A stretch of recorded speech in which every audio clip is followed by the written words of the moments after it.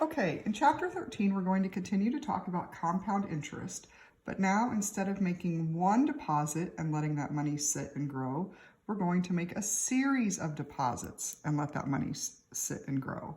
So what we're talking about in chapter 13 are annuities. An annuity is a series of investments. It could be also payments. Usually the deposits or payments are equal amounts and they are made at regular intervals, and we're depositing that into an account that earns compound interest.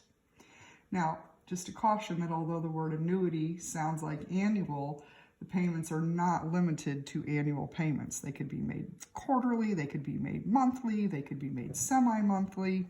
So don't be fooled by the sound of the term, okay? So when we calculate the value of an annuity, we have to look at the value of each deposit we made plus the interest that accrued on those deposits. Now there are two different ways to classify annuities. The first one is it a contingent annuity or an annuity certain? So a contingent annuity has no fixed number of payments, okay? So like a life insurance premium. We don't know how long we'll be paying that life insurance premium because we don't know how long we'll live, right? So the length of the annuity is contingent upon or based upon some other factor. With an annuity certain, we do have a certain number, a fixed number of payments. So for example, a mortgage, right? When you sign to get a home loan, you know when you sign that you will be making those payments, for example, once a month for 15 years. So you have a certain number of payments. Now, another way to classify annuities, and this will have a bigger impact on our problem solving, is something an ordinary annuity or an annuity due? So with an ordinary annuity, we are making our payments or making those deposits at the end of each period.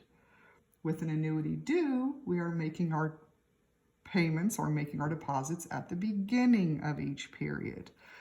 An easy way to remember this, ordinary annuity, the word annuity is at the end and the payments are made at the end. An annuity due, the word annuity is at the beginning and the payments are made at the beginning. So when we calculate the value of these annuities, we have to remember that the annuity due will start accruing interest right away, right, at the beginning of the period because we deposited money at the beginning of the period.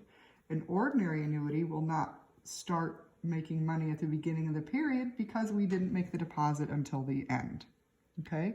So in the next video, we're going to look at calculating the value of an ordinary annuity manually.